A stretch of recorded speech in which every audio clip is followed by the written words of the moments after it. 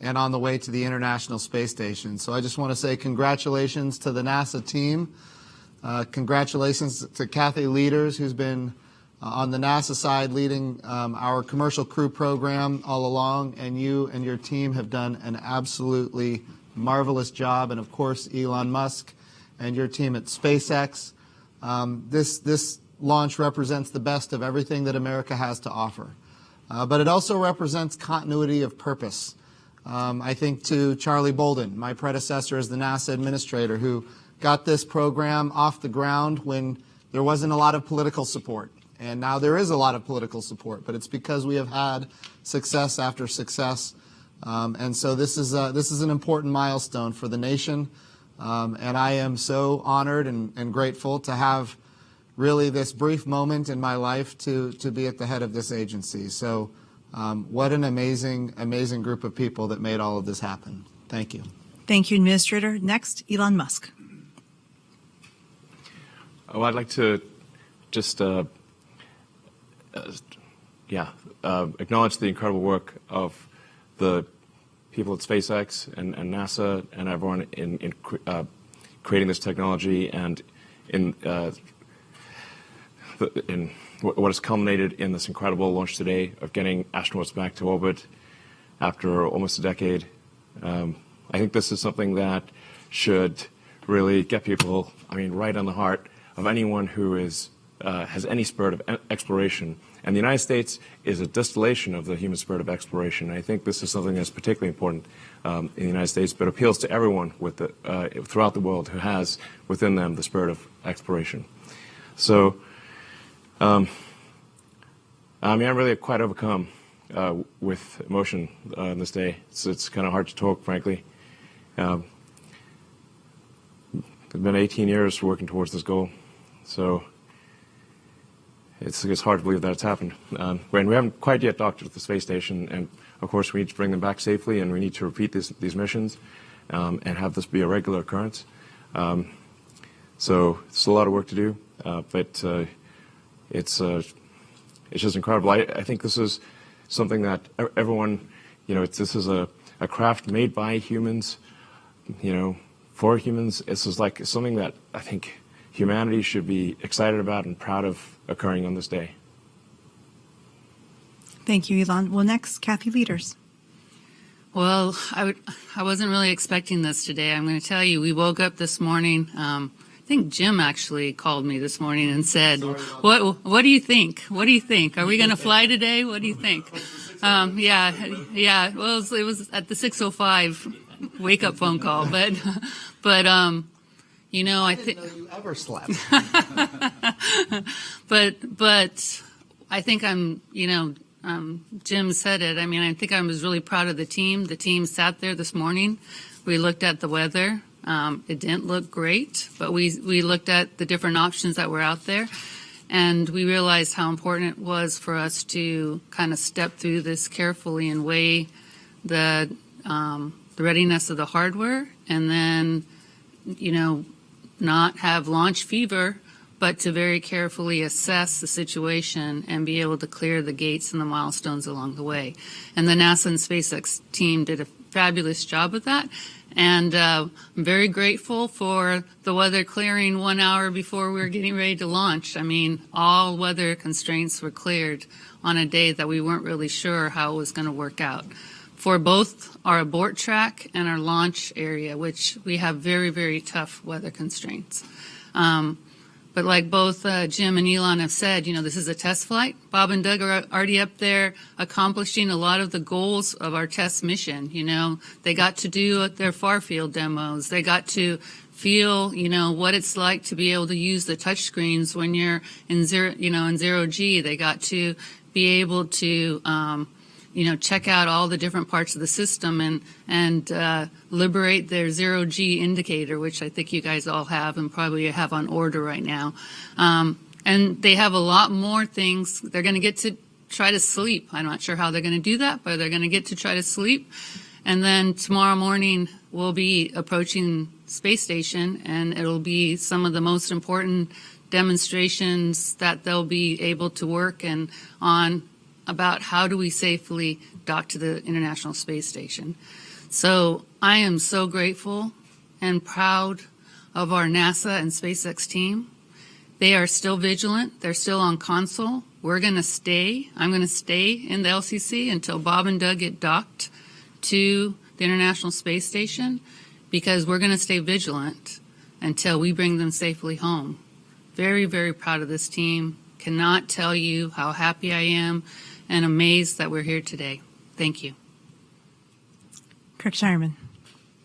Well, what a great day. Very, very great day for human spaceflight. Big congratulations to Elon Musk and the SpaceX team.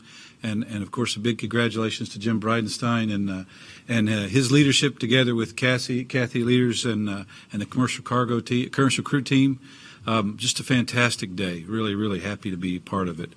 A lot of the ISS team couldn't be here in Florida today, but I can tell you they were watching it virtually. They actually had a virtual launch watching party, and they were very excited to see the launch as well.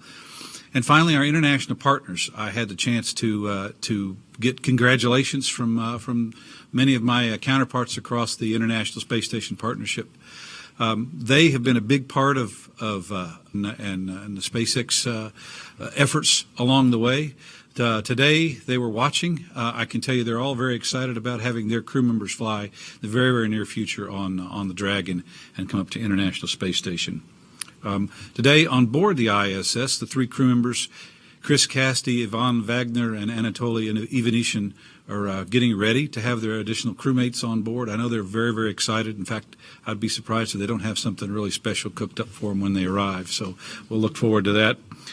There's lots of work to be done on ISS, and I know Bob and Doug, together with the folks on orbit, are really ready to get busy. What you saw today, hopefully what you saw today was really smooth and calm.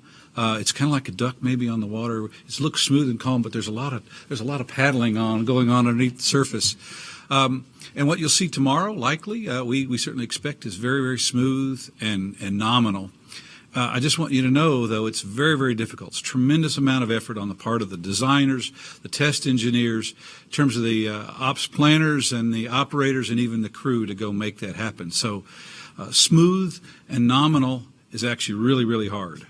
Anyway, with that, it's been a great day. Very, very happy to have Bob and Doug on their way to the International Space Station, and looking forward to the rest of this test flight. And Pat.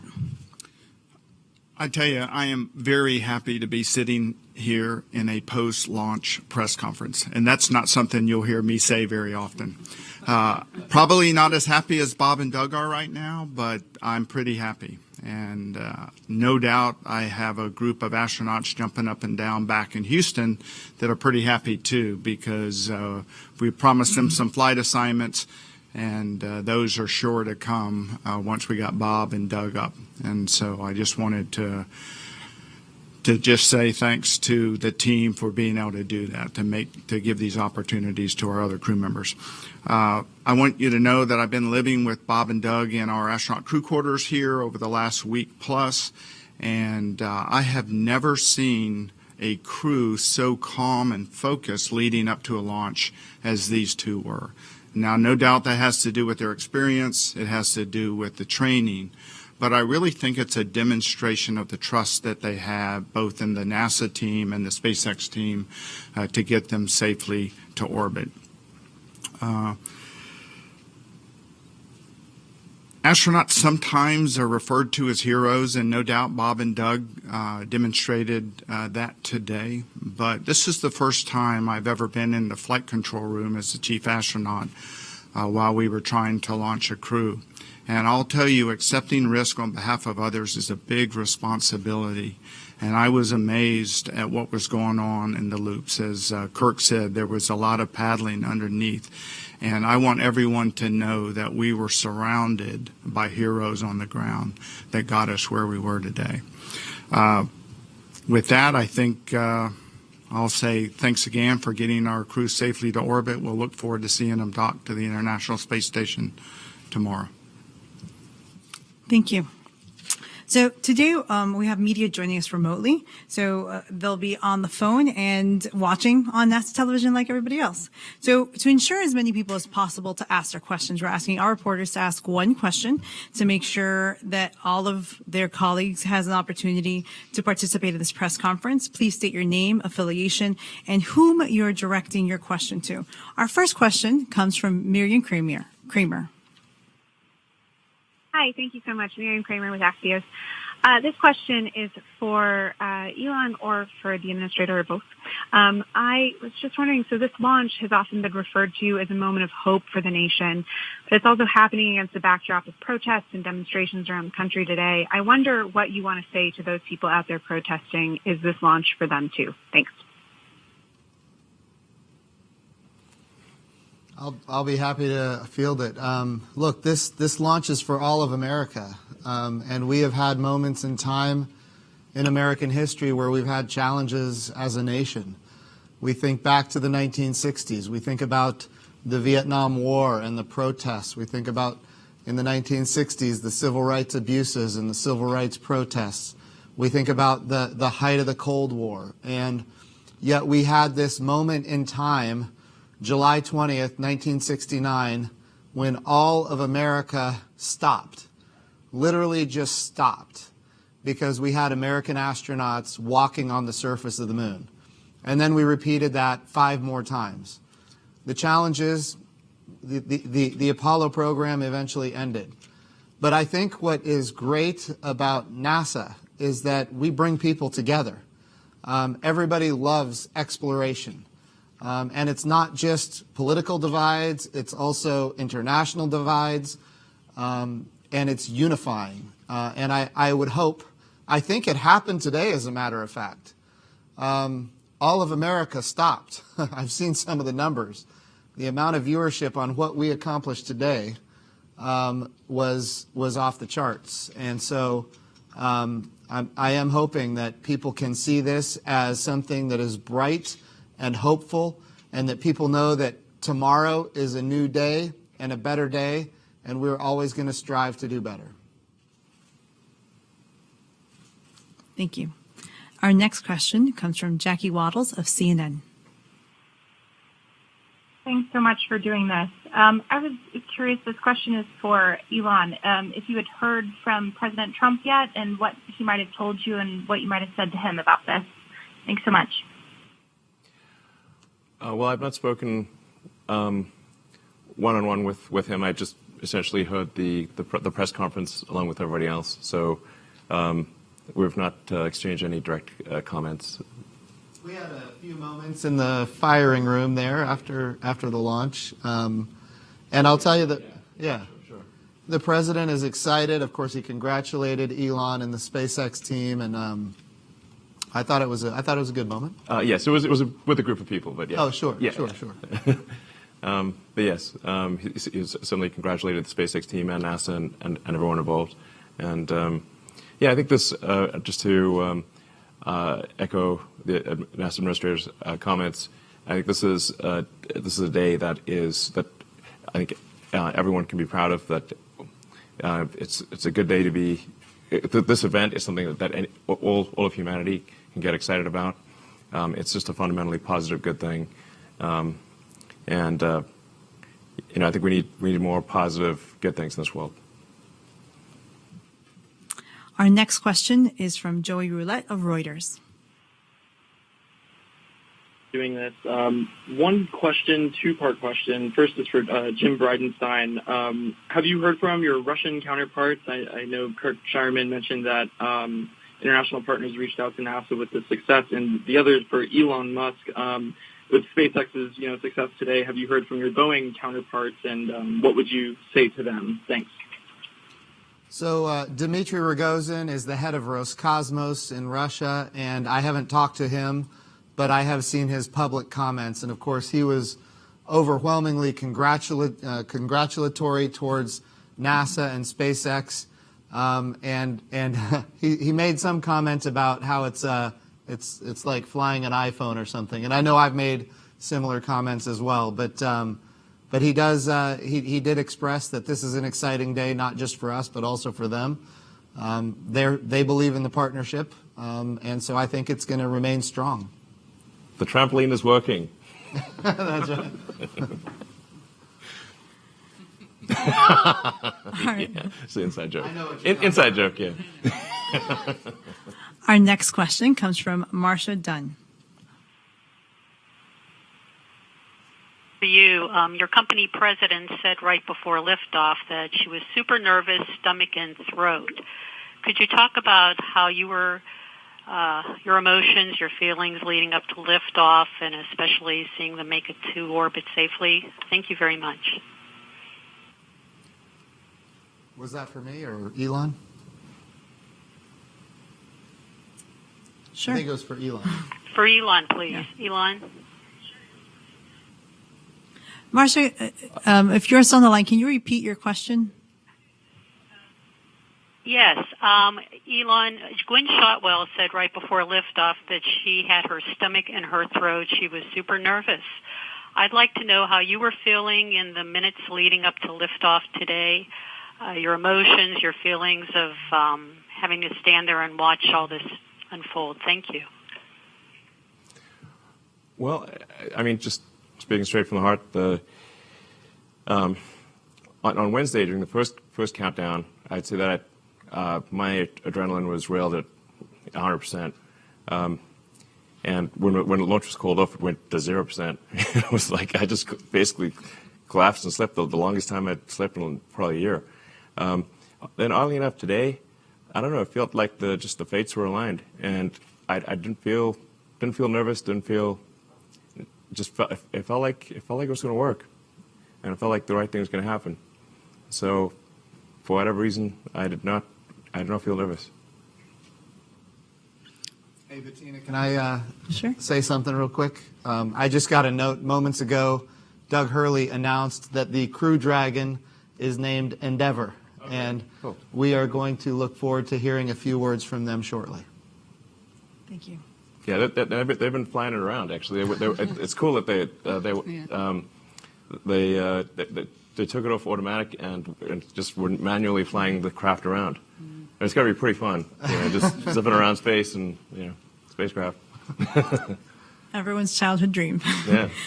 Next, we'll go to Emery Kelly of Florida Today. Hey, folks. Thanks. Thanks for doing this. I appreciate it. I'm just wondering, with this being the first time humans have had a chance to experience flying on a Falcon 9 and in a Crew Dragon after all these years of them flying, have you gotten any input from Bob and Doug? Is it, smooth ride? What was it like? Thank you. So I have not heard specifically as to how it flies.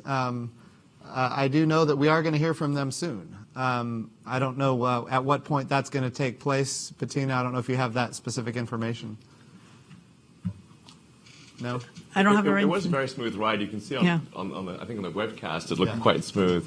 In fact, there was a friend of mine who's a filmmaker said you need to put some shake into the camera to make it look more realistic. Okay. Our next question will be from Paul Brinkman of UPI. Yes, I'd like to ask Elon. I realize the mission isn't over, but it's a significant achievement at this point. What's the impact of success for this program on SpaceX as a whole, including development of Starship?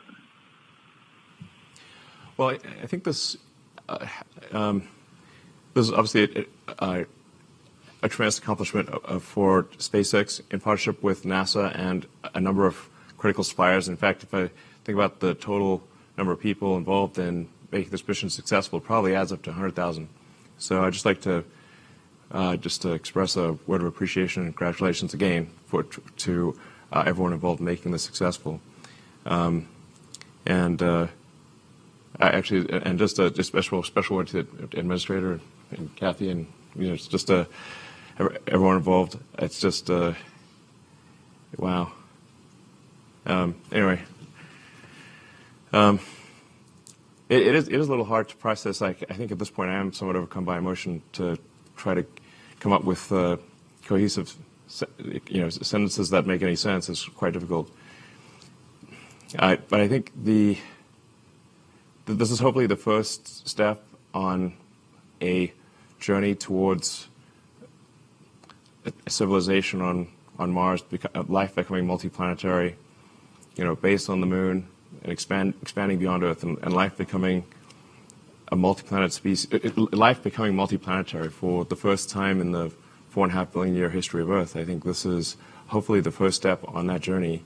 It will require a tremendous amount of innovation and technology development to make going to orbit and ultimately beyond orbit a routine matter where thousands and perhaps ultimately millions of people can travel to other planets. That's what we really need to achieve over time. That's obviously a very difficult goal, but that's seeming increasingly real with what happened today, that getting people to orbit finally after 18 years. If we are able to increase the rate of innovation, then life can become multiplanetary. This is the goal we should strive for. I think from a NASA perspective, I think what this did for Starship and a lot of others is kind of establish that this is a successful business model. And if we look at how we did commercial resupply of the International Space Station, and now commercial crew of the International Space Station, and of course the Commercial Lunar Payload Services Program to deliver payloads to the surface of the moon, and now for the first time since 1972, we have funded a human landing system, and of course we're very proud that SpaceX is going to be a partner in that development program as well. So not only do we have it funded, we actually have contractors under contract developing that human landing system. So I think as far as how this relates to the Artemis program and the Moon to Mars program, I think the business model has proven itself very successful. We're bringing down costs. We're increasing access. That's going to continue to happen as we on-ramp more partners, and of course, as SpaceX and others to go get more customers. NASA doesn't want to be the owner and operator of the hardware. We also don't want to be the only customer. We want SpaceX and others to go get customers that are not us. And when all that materializes, I think what Elon's talking about here, this vision for humanity being able to live on the surface of the moon for long periods of time and eventually on Mars for long periods of time, that's the eventuality of the business model that we are currently developing. Thank you. Our next question is from Chris Davenport of the Washington Post. Thanks, guys, for taking my call. I really appreciate it. And thanks, Elon, for the trampoline quote. That was classic. Elon, if I could ask you, you put the window in the Cargo Dragon as a symbol of your ambition of flying people. I wonder if you can talk a little bit about how, over these very long years, you kept your team focused on human spaceflight as the ultimate goal, even though obviously they've been working on so many other things along the way. Thanks, and congrats.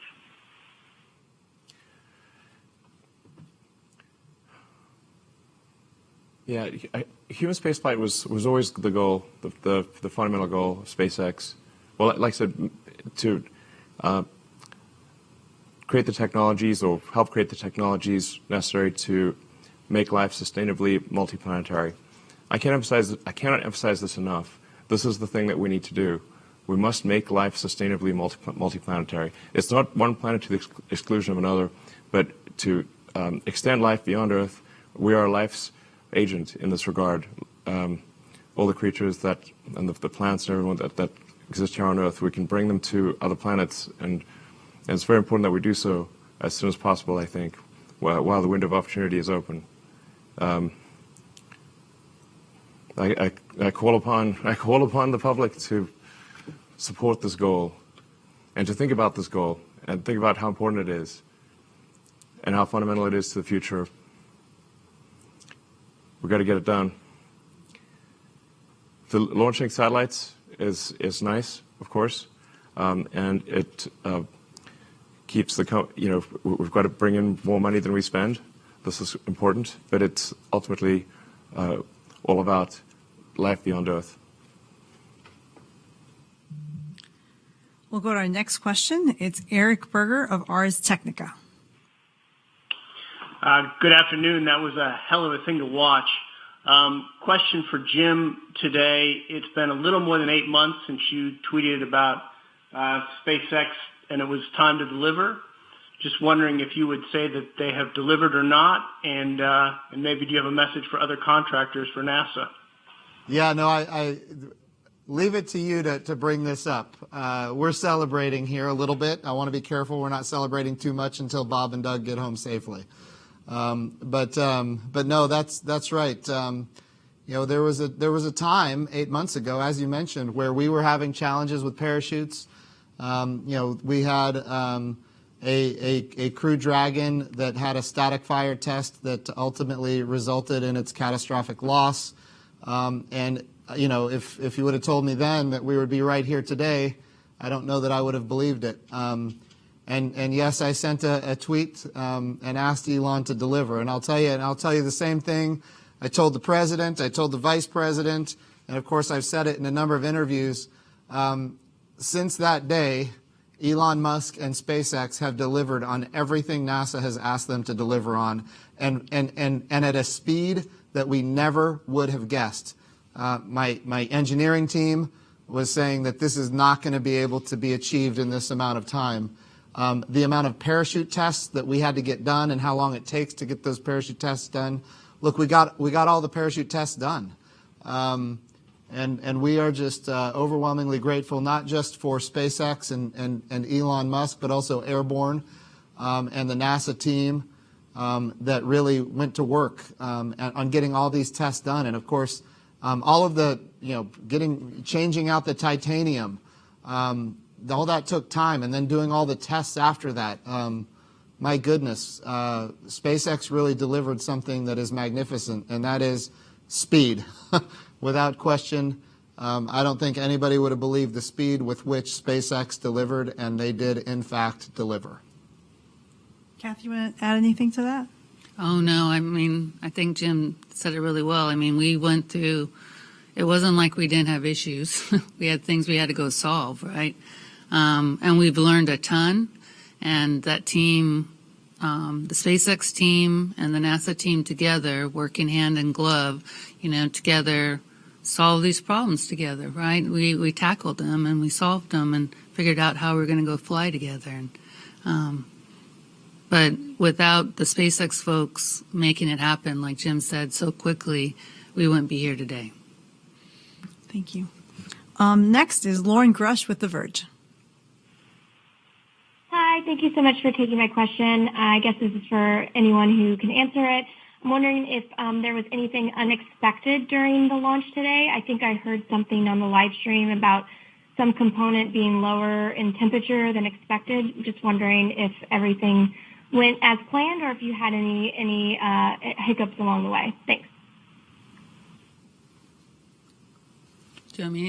So the only, really the count was, I would say, spectacularly quiet. Everybody said, and then probably within, as we were loading the prop, the only thing we saw it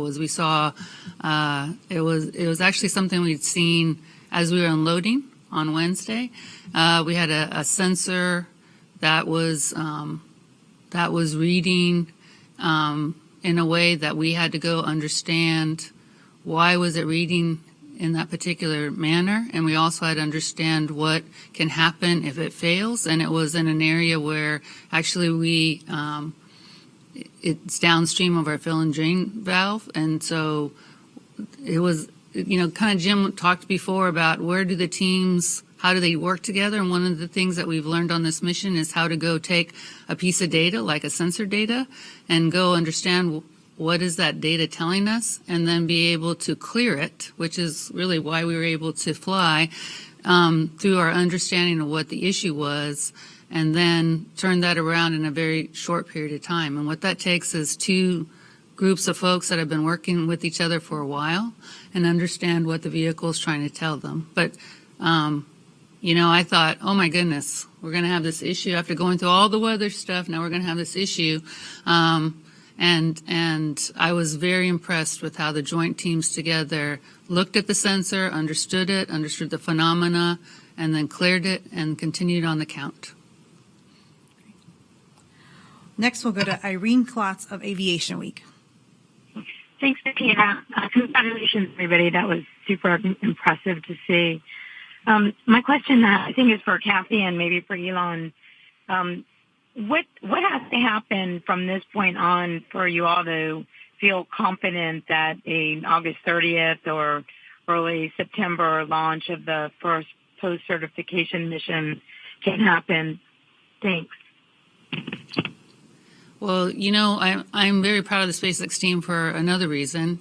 We had really wanted our Crew 1 vehicle to get into prop checkouts, which is really where the spacecraft's assembled, and we're kind of in one of the final acceptance testing modes. And last night I got an email that said Crew 1 vehicle is in prop checkouts. They're going through. So, and making sure that the propulsion systems leak tight and operating in a critical manner. So I tell you, that's the first thing. The vehicle's got to be ready. The other things that we've got to do is make sure, one, we dock our Demo 2 vehicle, because like we said, this is a test flight, and make sure that we're taking all that learning that we're going to have from the docking and rolling it into our readiness for Crew 1.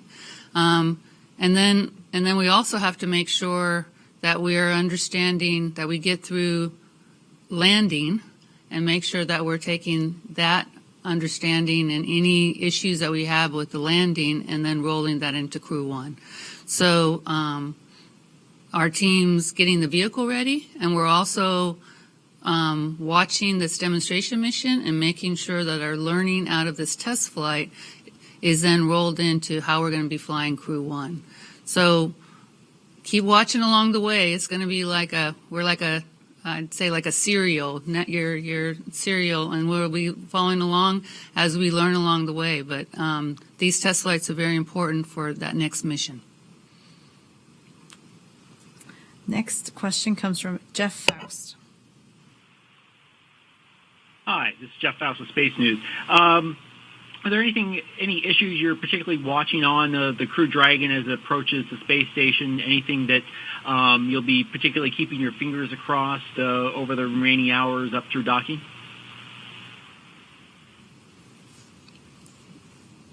So, the big thing, the nice thing about us having the uncrewed mission was we were able to check out a lot of the systems on the uncrewed mission that had to do with docking. And I think everybody saw last spring how successful our Demo 1 mission was through the docking phase. But you always learn something with spaceflight, and now having the crew on board and understanding how the spacecraft and the crew operate as a system, and then how that total system then obviously works with us approaching station will be another big thing that we're learning, right? And then obviously, people forget, and Kirk alluded to it, us understanding how to be docked with station and operate within station is a big part of our learning for this crew. This is also our first long duration mission where we're going to be doing integrated operations with the space station for a long period of time, which is also going to be a huge learning opportunity for us. So these test flights are very, very important for us to not only learn how the vehicle works, but learn how we're operating it. And we've learned a lot about how to try to fly with weather and how to operate with these systems. It's going to be really important for us now to go learn how to obviously do the docking piece, but then learn how to be part of this integrated, enterprise that's the International Space Station. And Kirk, you probably could add. It's a very complicated, Sure. system. First of all, I promise good weather tomorrow, Kathy. I Excellent. promise no rain showers. We did have a solar flare, but I don't think that'll impact our operations. But there's a series of tests along the way. Just like on Demo 1, there's some additional tests. Of course, Doug's going to take over and fly manually, and the crew on board the Dragon, Bob and Doug, monitoring how the vehicle comes in, and Chris Cassidy on board the ISS will also be monitoring it. So it really is, how does the vehicle perform? How does the integrated crew, both the crew on the Dragon and the crew on the International Space Station, handle all that? And then, of course, equalizing the pressures, making sure there's no leaks when it's mated to the ISS. And then finally, just training the crew to come across the hatch and how the ISS works and be part of that bigger integrated team. So I think there's a tremendous amount of things to learn along the way. And we have very, very experienced crew on board the ISS and a very, very experienced crew on Dragon. And I think it'll go really well. But I'm sure we'll learn a few things along the way. Thank you. Our next question is going to come from Jackie Goddard of Times of London. Hello, thank you, and congratulations. My question is for Elon. You said last week that you had told Bob and Doug's two little boys that you would do everything you can to bring them home safely. Even with a safe launch out the way, that must still weigh on you throughout the mission, though. And I wondered if you can share some personal insight into what it's like to have that responsibility, not just with your SpaceX hat on, but as a dad. Thank you.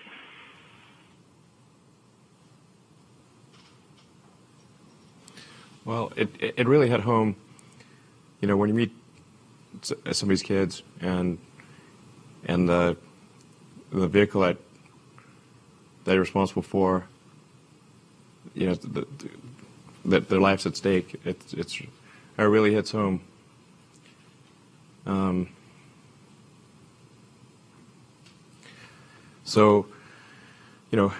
still. So we still got to dock with the space station. We still got to return. I think there's an argument that the return is more dangerous in some ways than the ascent. So we don't want to declare victory yet. We need to bring him home safely. Make sure that we're doing everything we can to minimize that risk of reentry and return. We were able to do that with the Demo 1 vehicle, so we were able to retire a lot of risk with the reentry there. That's a big deal, but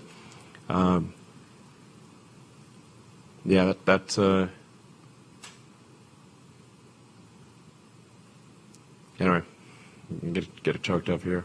So it really this. Yeah, I don't know. I'm getting choked up. Sorry, I'm not sure I can answer the question any more than that. Except, going to do everything we can to make sure he gets home safely. Our next question comes from Marina Corinne. Hi, everyone. Marina Corin with The Atlantic. Congratulations on the launch. This is for Elon or Jim. Do Bob and Doug want to dock manually to the ISS instead of letting Dragon do it? Are they allowed to do that, or can they only take over if there is a problem or some kind of emergency? The plan is for automatic rendezvous and docking. That's the plan. Of course, if they needed to do something manually, they could. But we're planning to test automatic rendezvous and docking. I just want to reiterate something that Elon talked about. There is no doubt that Bob and Doug are on Elon's mind all the time. But that is not just on his mind. He has made that throughout the culture at SpaceX. And we did an assessment of the culture at SpaceX, and it came back extremely strong. And it is on the mind. Bob and Doug are on the minds of everybody, all the way down to the line worker and all the way to the top. Everybody at SpaceX knows what is at stake here. And I will tell you, I was very impressed with what I saw in that safety assessment that we conducted. And I think all of our NASA team was impressed with it as well. It's not just Elon, it's his whole team. And he's made that go all the way down to every person that works at SpaceX. Called the dads, which may have something to do with their age, but I won't. I can say that because they're on orbit, so they're and it'll be a few months before maybe they come back and kick me now. But yes, but they're called the DM2 dads. We should have a dad joke or something. I would like to add to that because it plays back to an earlier question about how did SpaceX stay focused on human spaceflight coming out of cargo, and I think part of that is that relationship that was built. I know recently over this past year, I think it was 32 straight weeks that Bob and Doug were out there at Hawthorne with the SpaceX team, and they have really built a very close relationship. You can see it in the eyes and the smiles when they see each other. And that goes a long way, I think, in this. And so I think what's really, really cool is that the part number for their seats and their suits has their names in it. So, I think, Elon, you guys have done a great job to personalize that they're flying our crews. That culture is not easy to achieve, and it's not easy to get it throughout the whole organization. And the safety assessment that we did indicated that that was the case. Well, I just want to say that I think we would not have achieved this level of safety without the tremendous support from NASA and your team. NASA made us way better than we would otherwise have been, and obviously we couldn't even have got started without NASA. So thank you very much for your support. Let's celebrate safety when we get them home. Yeah, totally. Yes. Yeah. Let's do that. Yeah. But it's good. Our next question is from Ivan Crone from AFP. Thank you very much. A question for Elon Musk. Could you expand on Starship development and about when you expect you'll go around the moon? Well, I tend to be a little optimistic about schedules. But I'm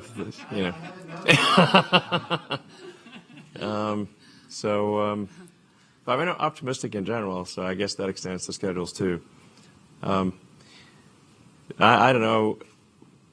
I mean, I guess I would wish that we could do it in 2 years. I don't know. That might mean 4, but I don't know.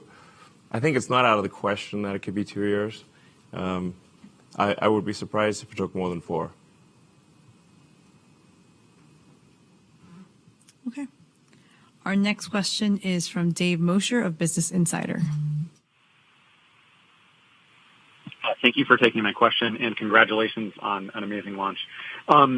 This is for Elon. You've been working toward this moment for 18 years and have certainly encountered some resistance along the way, I think even at NASA at one point. What would you say to those who doubted SpaceX could do this? Do you have a message for them? And then your last conversation with Bob and Doug, can you tell us what you talked about, what you said? Thank you. My apologies. I didn't hear the first question properly. Can you repeat that, please? Just the first question. Dave? Yes, I'm sorry. You couldn't hear the question? Yeah, can you repeat it, please? Yeah, sorry about that. So this is for Elon. I said you've been working toward this moment for 18 years, and you've certainly encountered a lot of resistance along the way, even, I think, from NASA at the very beginning. What would you say to those who doubted SpaceX could do this? Do you have a message for them? And then what was your last conversation with Bob and Doug like? What did you talk about? Where was it? Thank you so much. Do I have a message for those who... What? Oh, doubted. Okay. I was like, what did you... Okay. Maybe I'll just blank out the word doubt.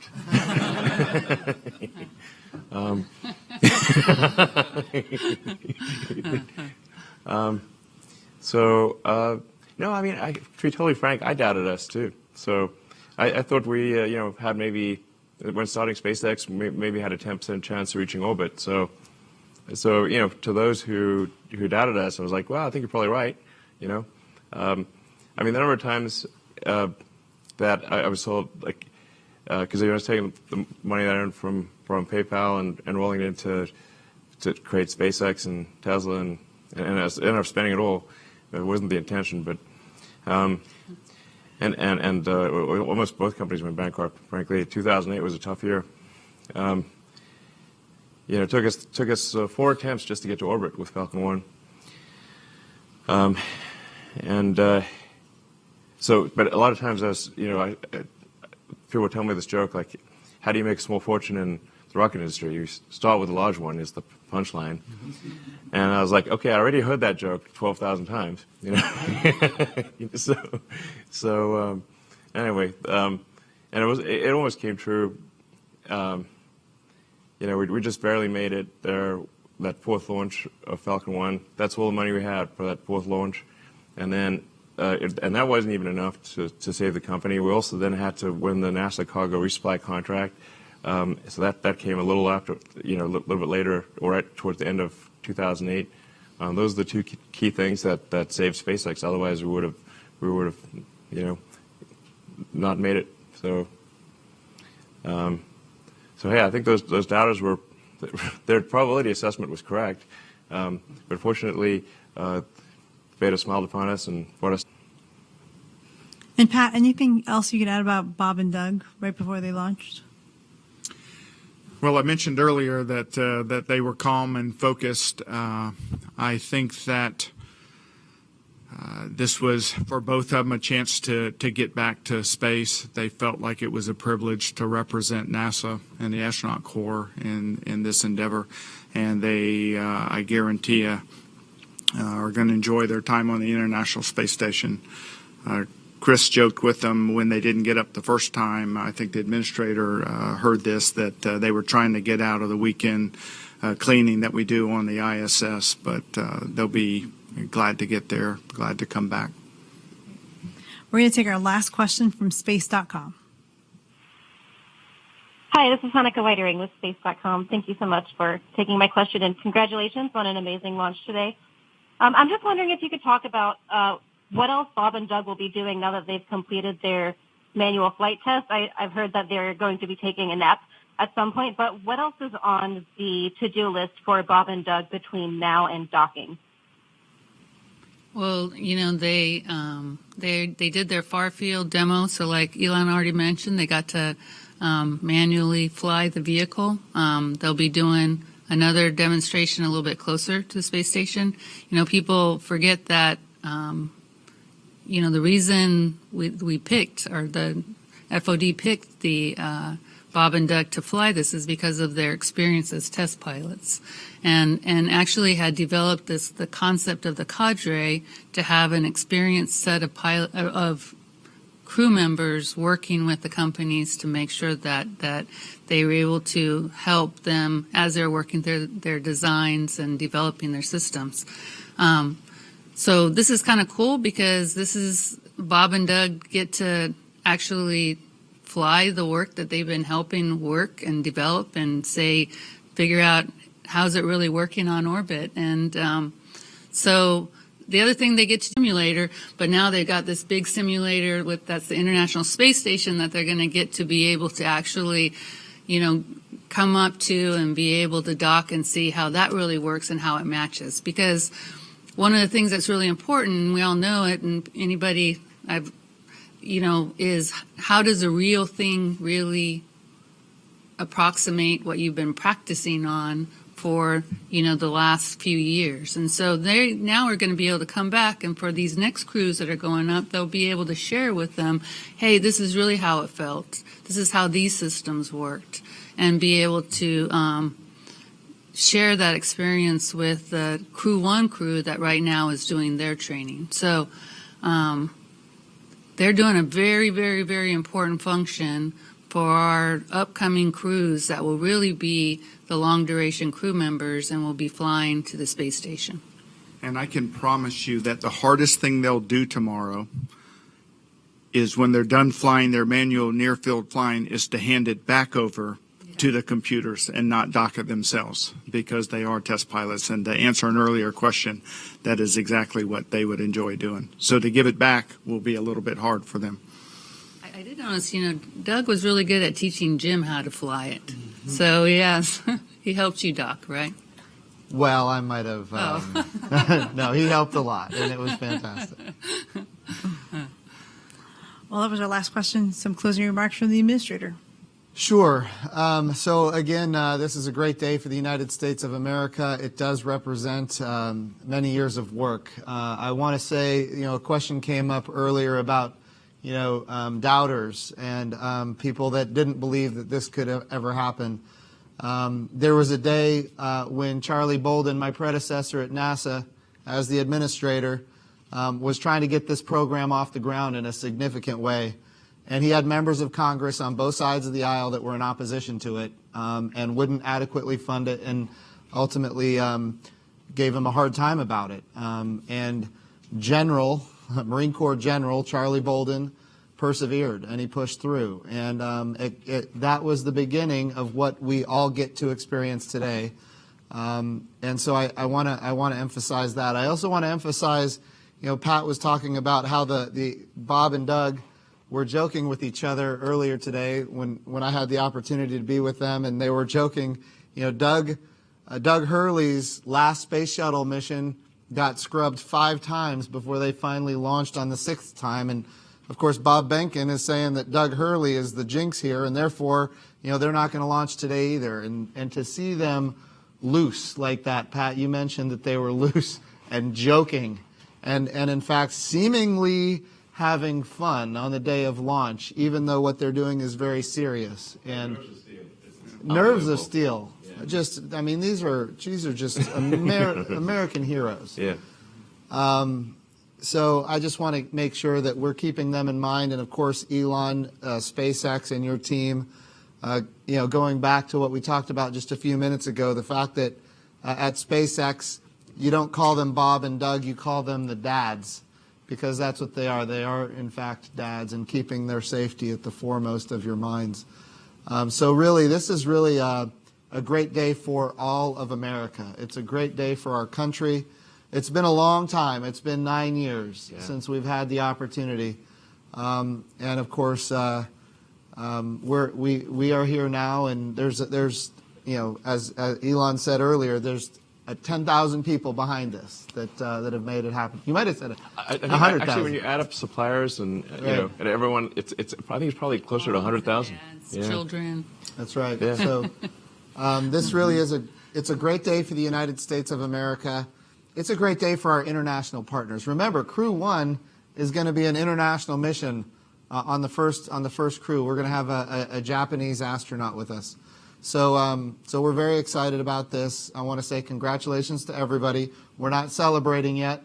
We will celebrate when they're home safely, but certainly we can breathe sighs of relief every step along the way, and that's what we're doing today. So congratulations to SpaceX and Elon Musk. Congratulations to Kathy Leaders and your NASA team that got us to this position, and we look forward to so many things ahead. Great. So that's going to wrap it up for us here at the Kennedy Space Center. You can continue watching our live coverage until the astronauts reach the International Space Station and docking, and hatch opening and the arrival of Bob and Doug at the ISS. Docking is scheduled for 10:29 Eastern Time. And right after this broadcast, we'll turn it over to JSC. We're going to hear from Bob and Doug during a downlink from the Crew Dragon as they orbit the Earth. So we'll have more information. Please go to nasa.gov for more specific information on commercial crew. You go to nasa.gov/commercial crew, and go SpaceX, go NASA, go Bob and Doug, and go America. Thank you.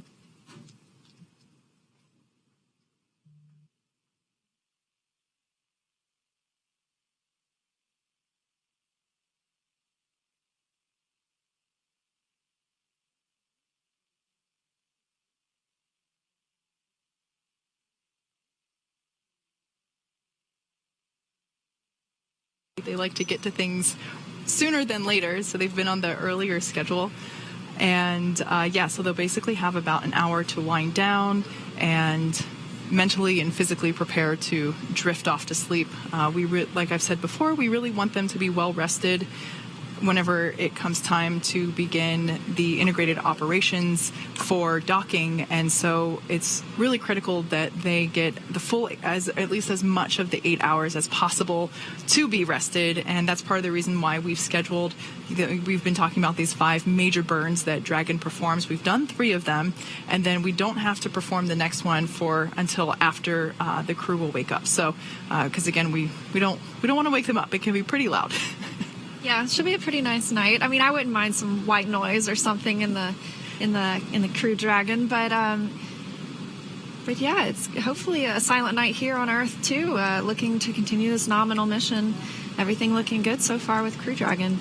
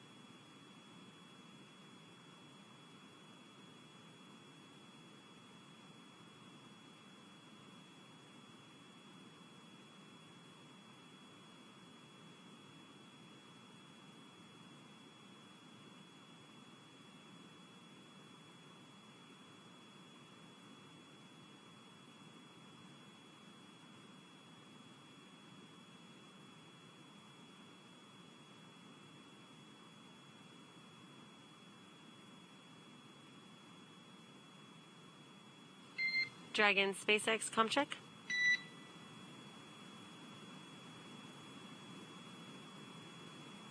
SpaceX Dragon, we've got you loud and clear. We've got you the same. We had some weird noises down here, so I just want to make sure we were still with you.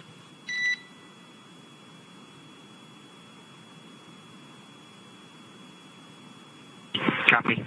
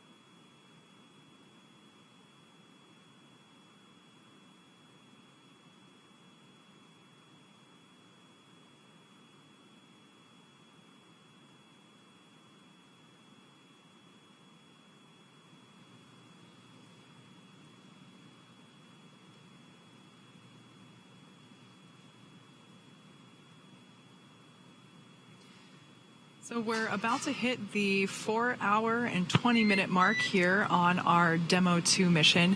And just in case if you're joining us, we have a little replay that we want to show you. Bob and Doug gave us a tour of their capsule just a little bit ago, so we would like to show that to you again in case if you missed it before.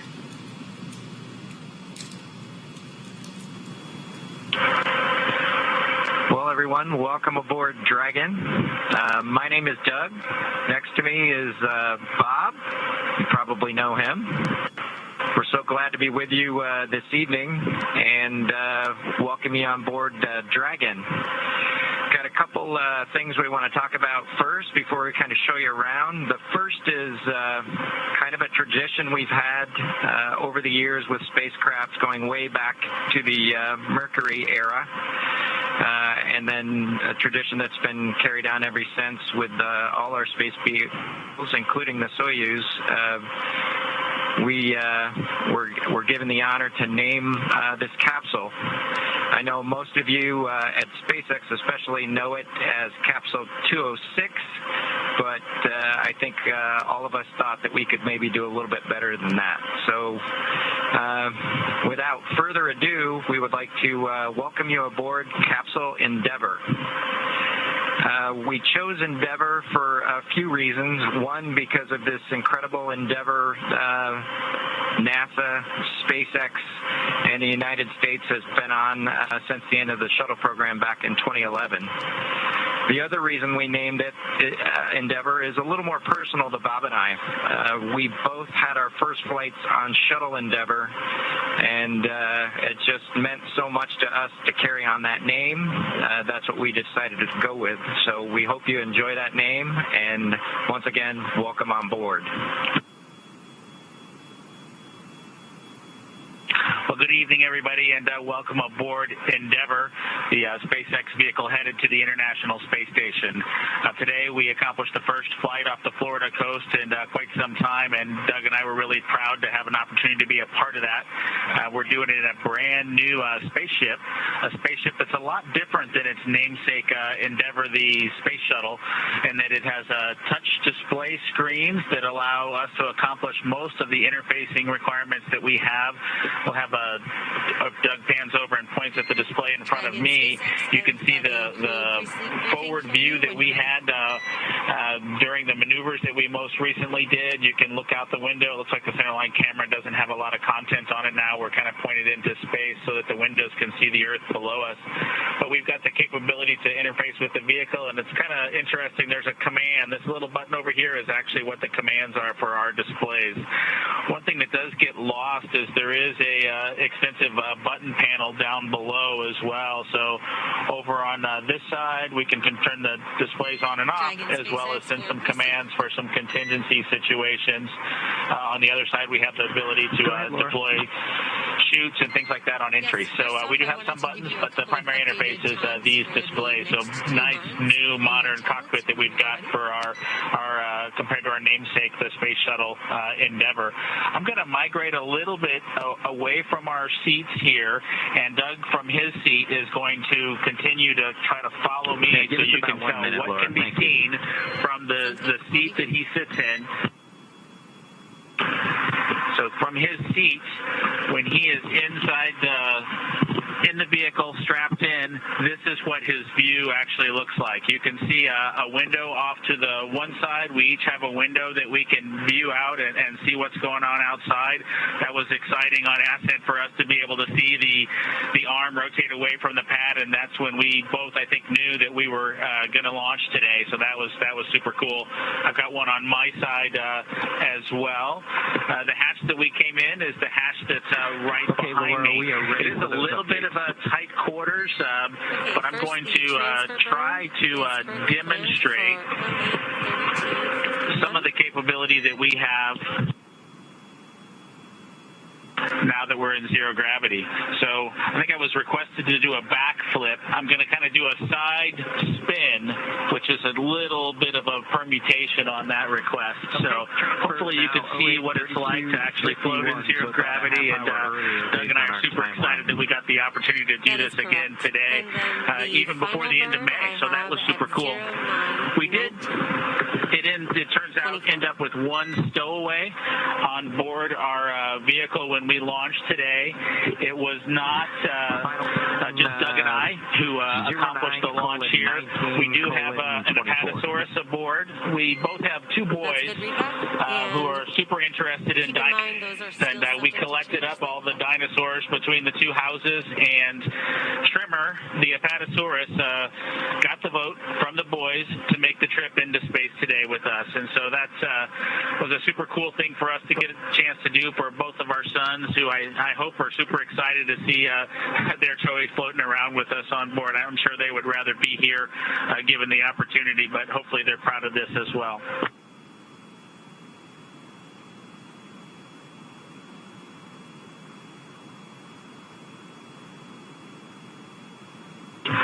Okay, as we work our way towards one of the windows, unfortunately it's getting a little bit dark, but I don't know if Bob can pan over here. We just passed off of the coast of Newfoundland, and we're headed over to over the Atlantic right now. I don't know if you can get a good picture of that.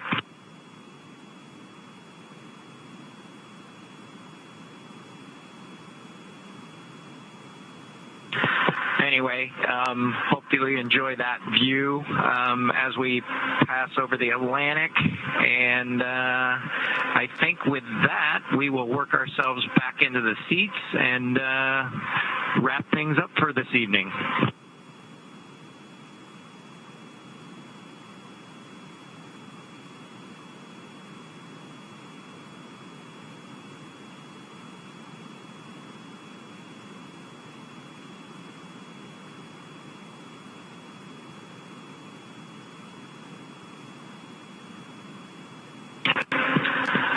Doug's there, making a nice big smile for the camera. I hope you enjoyed the trip today with us on board the Dragon capsule Endeavour with our friend Trimmer, the Apatosaurus, and Doug and I. We just would like to thank SpaceX, we'd like to thank NASA, and we'd like to thank the American people for the opportunity today. And we're really proud of the entire team that was able to accomplish human spaceflight again from the Florida coast. Just a wonderful experience. Doug and I are just so proud to be a part of it, and just want to thank everybody who gave us this opportunity and worked so hard to make this happen today. So with that, I think it'll be good night from Capsule Endeavour. Good night to everyone at NASA, at SpaceX, and the United States, and congratulations to the teams that got us into orbit. And we're looking forward to seeing Chris Cassidy and his Russian colleagues on board the International Space Station tomorrow morning.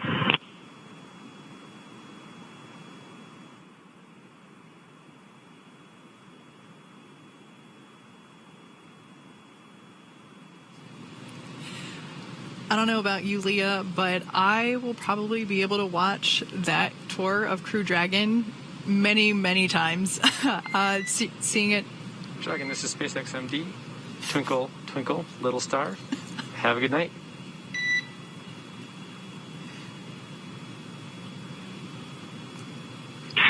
That was outstanding, Chris.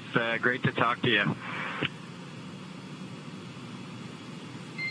And Doug, last but not least, Mike will be waking you up. So bid you adieu and good night. We'll see you on station. Thank you. Night.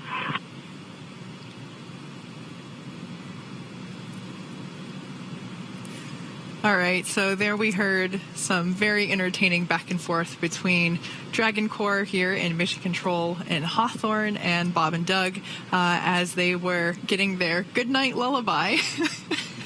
And basically what we heard there was our control team here in Hawthorne saying, hey guys, we're going to let y'all sleep.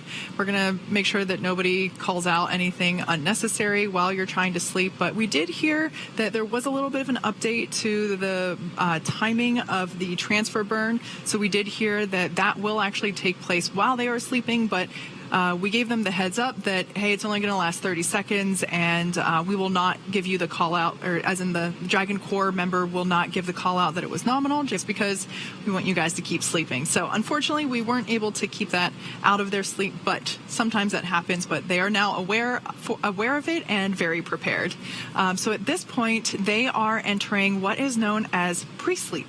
It's basically free time, about an hour, for them to do whatever they want as they prepare to go to bed. Yeah, and so I think also on board there are some window covers. It would be hard to want to cover up that amazing view, but we do circle the Earth about 16 times a day. So you're seeing 16 sunrises and sunsets, and I think that would be pretty confusing to your circadian rhythm. Absolutely. And so they have the opportunity to, put some shades on the windows and get some real darkness in the cabin. Yeah, absolutely. That frequent orbiting around Earth provides lots of opportunities for great views, but as you might imagine, those constant sunsets and sunrises would certainly be disturbing to a sleep routine. And, we really want them to have get as close to 8 hours of sleep as possible.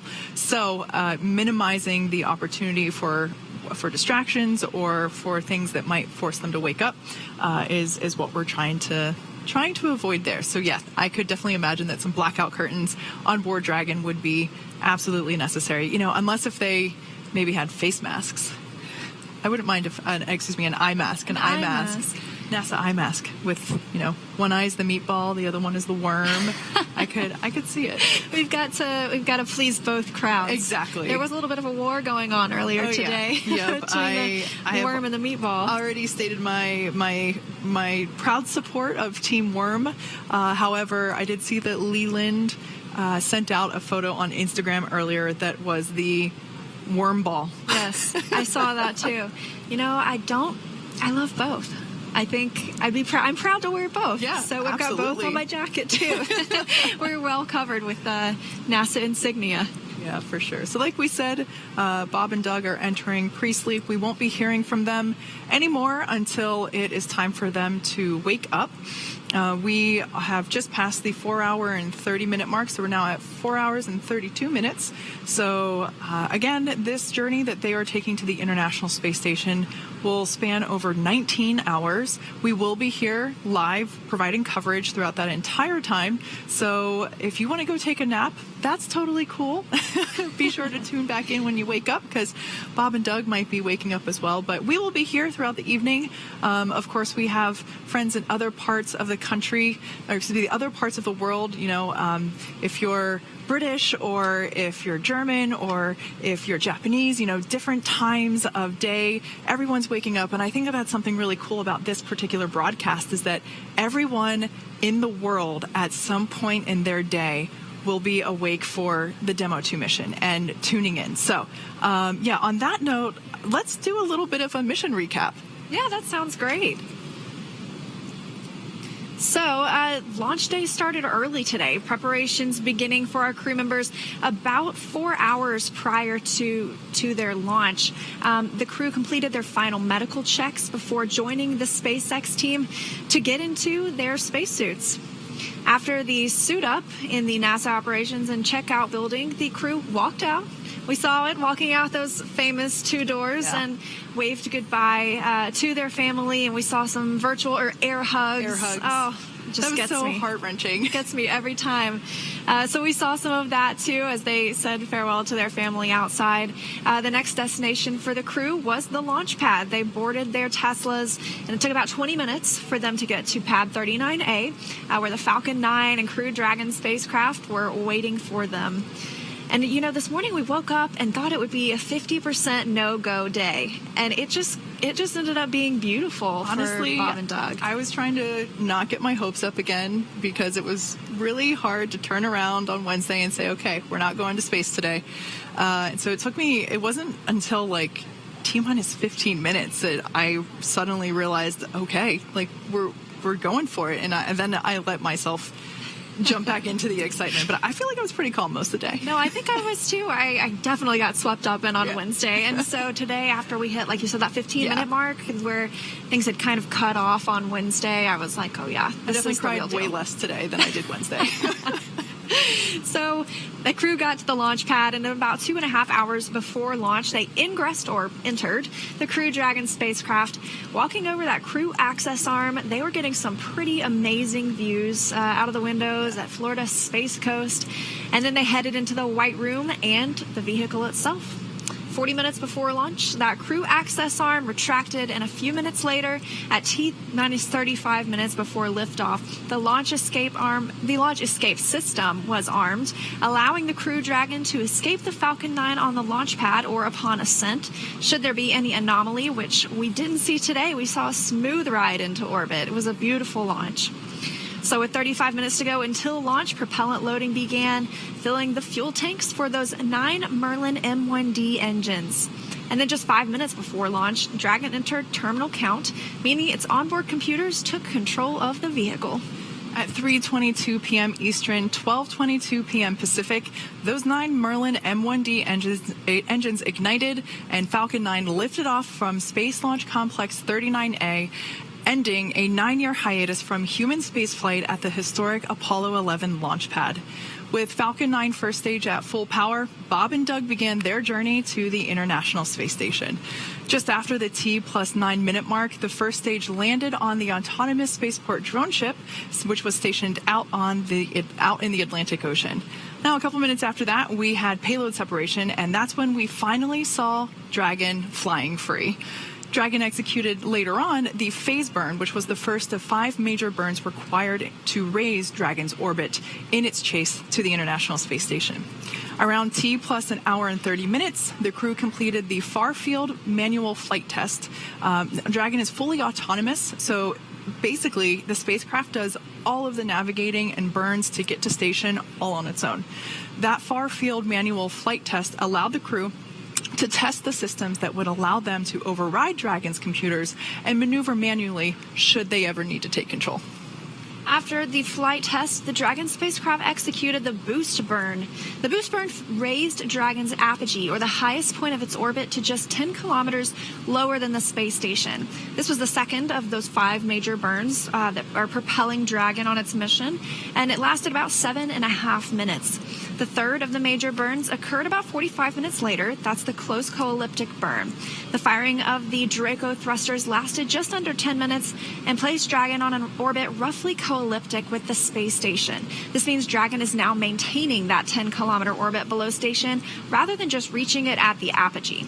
Yeah, so we've had a super exciting day already. More to come, certainly. The journey to the International Space Station has just begun, like we've said over and over again at this point. 19 hours Bob and Doug have on their mission, or excuse me, on their journey chasing down the station. And, we talked about long car rides before and being in confined spaces. This would definitely qualify as an epic ride of some sort, not a car ride, but, I guess spaceship ride. And that's part of, just getting to space is, in this case, we only have 2 astronauts on board Crew Dragon today, but in the future we will have 4. So I suspect their ability to do backflips, as we saw in that little tour of Dragon, might be a little bit more limited. They'll get every opportunity once they get to the space station. That is true. That is very true. And hopefully that 8 hours of sleep, if they're able to sleep, I might be too excited. I know I would be too excited after a day like that. But hopefully that'll help them pass some of the 19 hours, and then you wake up and you're practically there, right? Exactly.